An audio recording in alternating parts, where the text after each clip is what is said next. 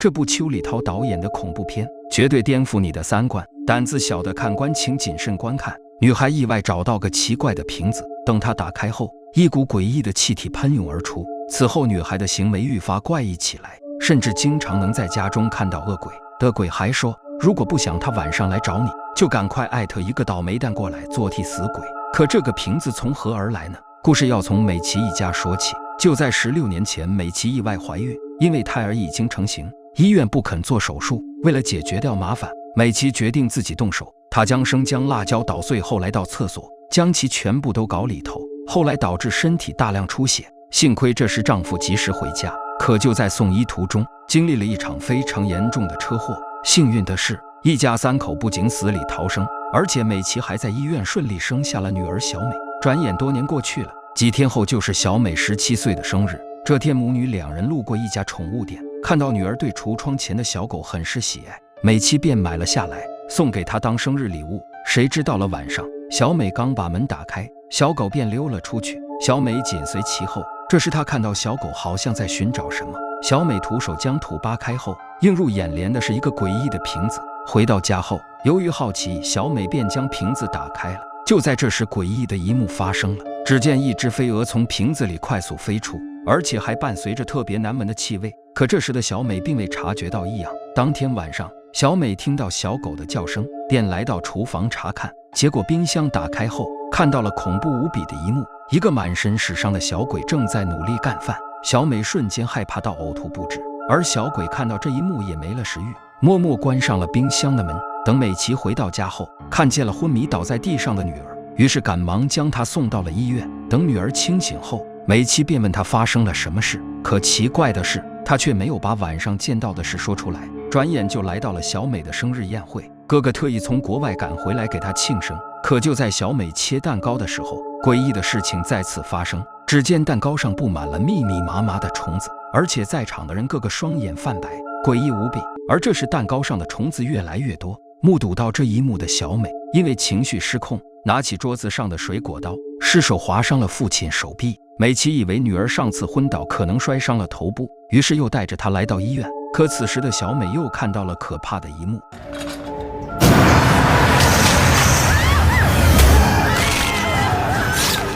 原来这可怕的一幕只是她的幻觉。小美自从打开了那个诡异的瓶子，从此就开始遇见各种离奇的事。去到医院后，也没有检查出来任何问题。回到家后，小美开始性情大变，以前乖巧听话的女儿突然变得判若两人，行为也变得怪异起来。美琪以为女儿是招惹上脏东西了，于是便找到个神婆问米。神婆在得知了事情的來龍去脈後，嗰啲蟲係邋遢嘢，佢最近有冇去做白事嘅地方啊？冇。墳場呢？冇。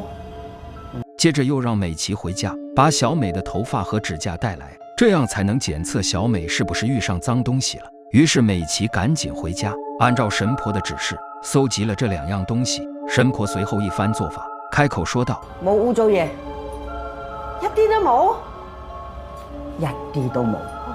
就在美琪高兴之余，意外又出现了。这天父亲开车回家时，不小心将小美养的小狗压死了。到了晚上，父亲洗澡时，热水器的温度突然变高，瞬间父亲被烫得惨叫连连。这时门外忽然闪过一个黑影，幸好美琪和儿子及時趕了過來。頭先當時開咗道門企咗喺度啊！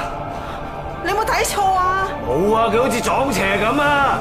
接着便叫來了救護車，可這時的小美卻暗暗竊喜，原來她早就將頭髮和指甲掉包了，難怪神婆沒有發現任何問題。自此之後，小美在家中經常對母親大發雷霆。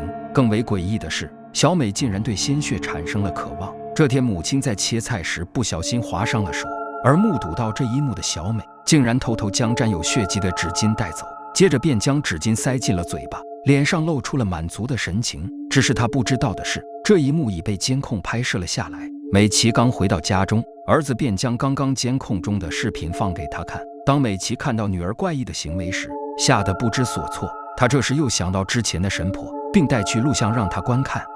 前一次你俾我指甲同埋頭髮咧，肯定唔係你女嘅。咁我哋應該點做啊？我求下你救下我妹啊！佢係要你阿媽嘅血，盡快起壇，唔可以再等啊！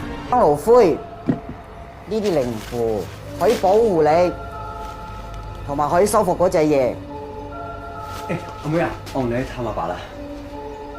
你翻去啊，帶你嘅妹盡快離開屋企，唔好俾佢知道我哋做乜嘢。因为女儿遇上了脏东西，美琪在找神婆求助后，便遵照她的吩咐，将女儿送走了。到了晚上，她就在家中开启了坛。可这时，突然一股神秘的力量将桌子的盖板掀开。等她回过神，看见的却是熟悉的瓶子。咩㗎？哦，你落仔啲血啦！落嚟做咩啫？我本來諗住好咁撞咗佢㗎。她连忙来到树下挖掘，结果看到瓶子早就不见了。等她再次回到家中，居然听到有人叫她妈妈，并且伴随着婴儿的啼哭声，这让美琪害怕极了。就在她试图打开大门的时候，更加恐怖的事情发生了。突然，房间内的物品疯狂摇晃起来。等平静后，美琪赶忙逃出了房间。这时，一团黑影直接将她推下了楼。与此同时，神婆也正在赶来的路上。可不曾想，神婆乘坐的车辆竟然在半路发生了车祸。等美琪苏醒过来后，肚子居然越来越大，随着一声惨叫声，居然生出了一个满身伤痕的小孩。原来美琪当年自己动手打胎的时候，怀的是龙凤胎，然而最后只生下了小美，这个小孩却没能保住。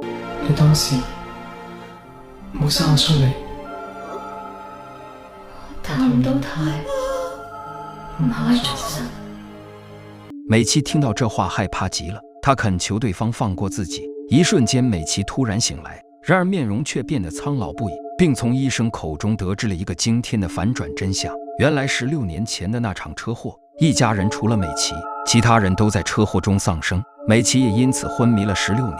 电影最后，美琪根据梦中记忆来到了她曾经居住的房子，发现眼前的一切如此熟悉，然而主人却不是她。就在她上车离开的时候，家人都在窗边目送她离开。至于这样的结尾，有2种说法，一种是美琪进入了平行空间，另一种是她在做梦，这一切都是她的幻象。那聪明的观众，你们觉得是哪种呢？